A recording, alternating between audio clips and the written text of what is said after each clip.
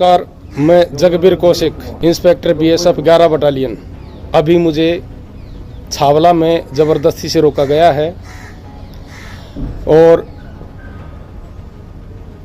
मेरी जान का खतरा है। Commandant 11 battalion Kuldeep Singh, Avtar Singh Sai DIG जो दिल्ली में ही है और छावला की बटालियन उसके अंडर में है, और डीजी बीएसएफ पंकज कुमार सिंह उनका पक्ष ले रहे हैं। मेरे आरोप हैं कि कोरोना टाइम में जवानों के जीवन को खतरे में डाला गया और अफसर भ्रष्टाचार कर रहे हैं। मेरी आवाज़ उठाने के कारण मुझे 2 साल से अधिक समय से बहुत ज़्यादा प्रताड़ित किया जा रहा है और मेरी जान का खतरा है। पुलिस मेरी कोई मदद नहीं कर रही है, मेरी एफआईआर दर्ज नहीं कर रही है।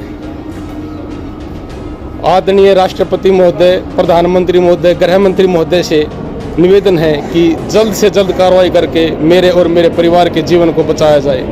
धन्यवाद। जय हिंद, जय भारत। आदरणीय जगबीर कौशिक साहब को सुना, ये इंस्पेक्टर मिनिस्ट्रियल स्टाफ है।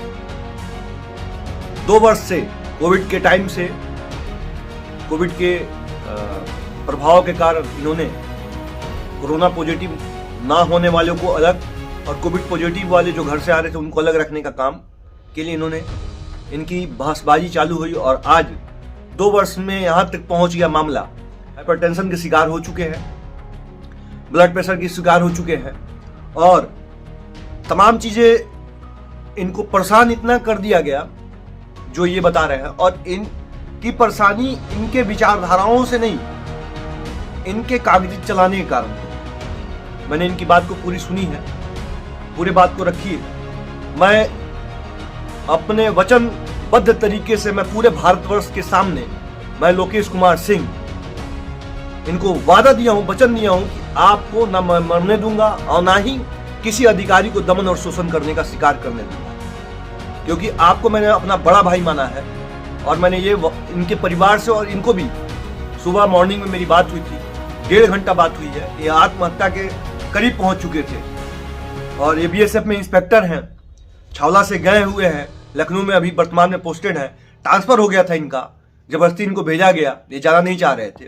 इन्होंने डीजी तक भी अपना जो है कागजी कार्रवाई और गृह मंत्रालय तक भी किया है। तमाम मुद्दों को लेकर मैं स्पष्ट कर देना चाहता हूं कि सभी भारतवर्ष के जितने भी लोग हैं उनके सामने और जितने पैरामिलिट्री फोर्स के लोग हैं, अगर आप गलत नहीं होइएगा और आपकी समस्या है तो समस्या का समाधान करते हुए तत्काल प्रभाव से हम उसको खत्म करने का काम करेंगे, वो चाहे कोई अधिकारी हो जवान हो। यहाँ पे क्या है कि स्वाभिमान की लड़ाई हो चुकी है और ये तमाम स्वाभिमान की लड़ाई मतलब झूठा एक वजूद है। वो चाहे अधिकारी अपने जो इनको डिफेंड कर रहे हैं, जो खुद फाइट्स कर रहे हैं, और कुछ लोग गलत हैं लेकिन इनको बचाया गया है। तो जो गलत है उनको बचाया गया इनके कथनानुसार, लेकिन उनको मैंने सुना नहीं है कि आप क्या गलत है क्या सही है। तो मैंने दोनों पक्षों को सुनने के बाद पता चलता है और इनके कागज और इनके डायरी, इनकी तमाम चीज़ें देखने के बाद मैंने यही निर्णय लिया है कि आपके 53 साल एज हो चुके हैं और इन्होंने खुद लिख के दिया है कि मैं स्वेच्छा से घर जाना चाहता हूं। तो मैंने यही इनसे बोला है कि साहब आप लिखिए और लिख के जाइए, आप लिखिए स्वेच्छा से और आप वॉलंटरी रिटायरमेंट जाइए। आपकी सर्विस पूरे हो चुके हैं, आप ऑलरेडी इंस्पेक्टर बन चुके हैं और आपकी सर्विस भी लॉन्ग टाइम पीरियड हो चुका है। अब अगले साल 30 साल भी हो जाएगा। तो आपके जो भी आपके कार्यकाल रहे उस हिसाब से आप अपने घर जा सकते हैं और मैं इसका समर्थन करता हूं। और जो सीवाई या जो भी चल रही है वो ऑटोमेटिक खारिज हो जाएगी, क्योंकि ये हाइपरटेंशन के शिकार हो चुके हैं। तो मेडिकल फिट कराने का भी जिम्मा हमने लिया है कि अगर आपको अनफिट किया गया है तो हम जिला अस्पताल में आपके जो जिस जिला के रहने वाले हैं उस जिला अस्पताल में आपके 7 दिन ऑब्जर्व में रखा जाएगा और साइकेट्रिक डॉक्टर से आपके जो वहाँ के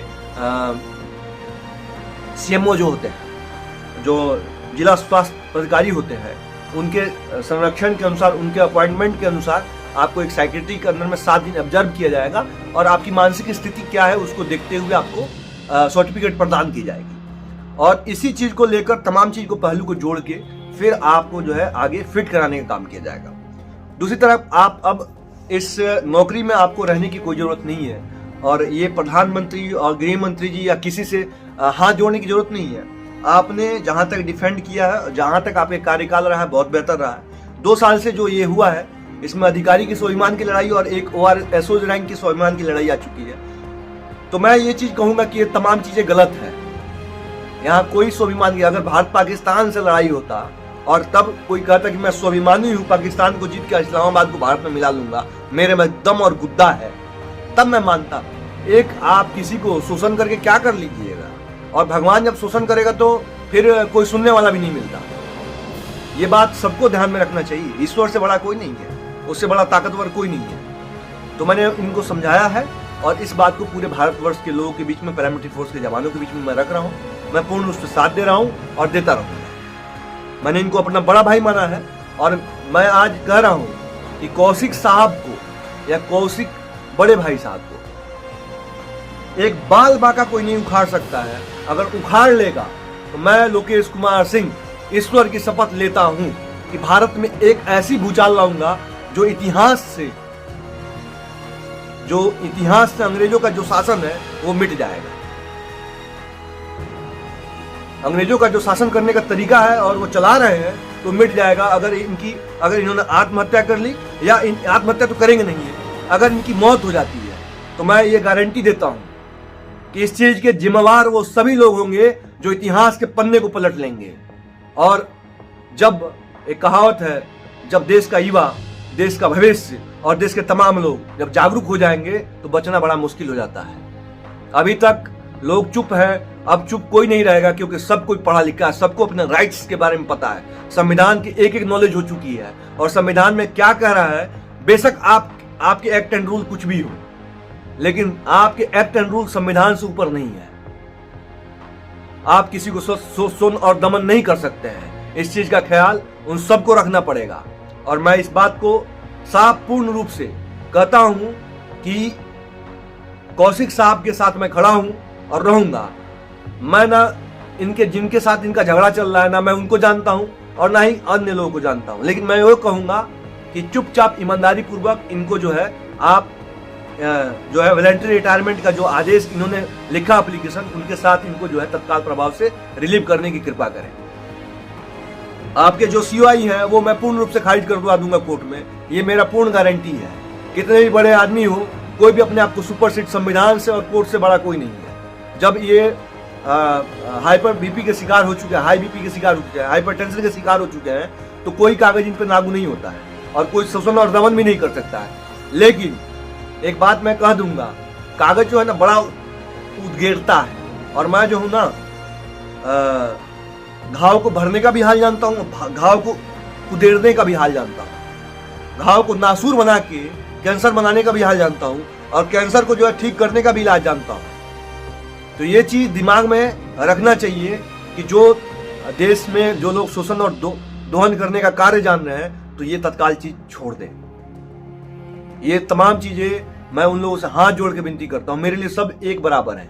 ना मेरे लिए कोई अधिकारी अपने आप को भगवान से बड़ा है और ना ही जवान मेरे लिए भगवान से बड़ा है। मेरे लिए ईश्वर बड़ा है और मेरे लिए सत्य और धर्म बड़ा है। जो धर्मात्मा है, वो चाहे अधिकारी हो या जवान हो, मेरे लिए आदरणीय और पूजनीय है।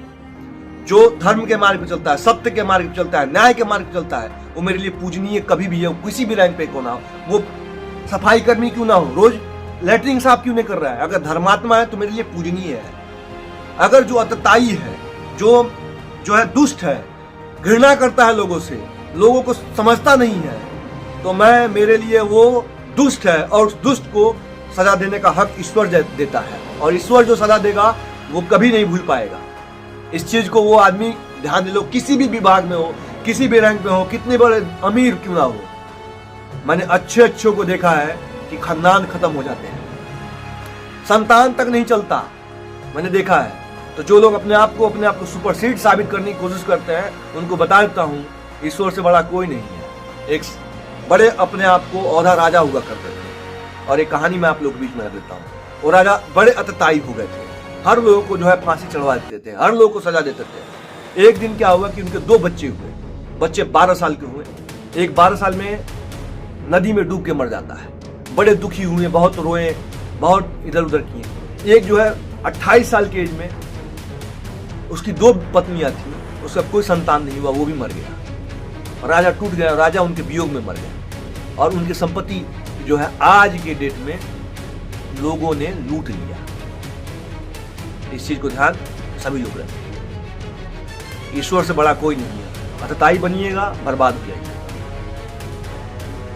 बाकी कौशिक साहब मेरे भाई हैं और कौशिक साहब को मैं पूर्ण रूप से समर्थन करता हूं। समर्थन मतलब उनके बचाने का, ये नहीं अगर वो गलत है तो मैं उनके साथ नहीं दे रहा हूं, लेकिन मैं ये जरूर कहूंगा तत्काल प्रभाव से उनको जो है जब हाइपर बीपी के शिकार हो गए, हाइपरटेंशन के शिकार हो गए, तत्काल प्रभाव से उनको घर भेजने का काम किया जाए।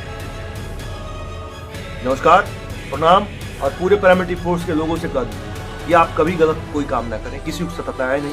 अधिकारी जवान सभी इंसानियत है, सभी लोग जो है पढ़े लिखे हैं। जो पढ़े लिखे आज के युवा हैं उनसे मैं यही कहूँगा कि हर चीज़ की समस्या का समाधान है। आत्महत्या करना हर चीज़ का सोल्यूशन नहीं है। मैं अगर आपके साथ खड़ा हूँ तो मैं अपने धर्म, कर्म और भगवान को साक्षी मान के आपके साथ खड़ा हूँ, लेकिन आप गलत ना। कोई अधिकारी भी अगर गलत है तभी मैं कहता हूँ कि साहब ये काम करने से क्या होगा। बेशक आप लोगों के सामने बड़े बड़े अपने आप को दिखा सकते हैं, ईश्वर के सामने इतना नीचे हो जाइए जो आप कल्पना तक नहीं कर सकते। और मैं कहता हूँ, डंके की चोट पे कहता हूँ, जब मैं एक डीजी साहब रिटायर गए हैं उनको कह दिया, डीजी साहब क्या है, मैं प्रधानमंत्री जी तक कह देता हूँ। मनमोहन जी की सरकार में मनमोहन साहब को मैंने कहा था, प्रधानमंत्री थे, मैंने बोला कि आपने अर्धसैनिक बल को क्यों कर दिया, सीएपीएफ क्यों किया 2011 में, हाँ, कि आप ये काम क्यों कर रहे हैं संगठित करने का। मेरा का नाम है संगठित रहिए, सुरक्षित रहिए, संगठित रहिए, स्वस्थ रहिए। जब नहीं जुड़िएगा तो कैसे संगठित रहिएगा, कैसे स्वस्थ रहिएगा, स्वस्थ समाज की कल्पना कैसे कर सकते हैं। बाकी मेरे बात में अगर आपको समझदारी है और मेरे बात से आप संतुष्ट हैं तो जरूर शेयर कर दीजिएगा। नमस्कार, प्रणाम, जय हिंद।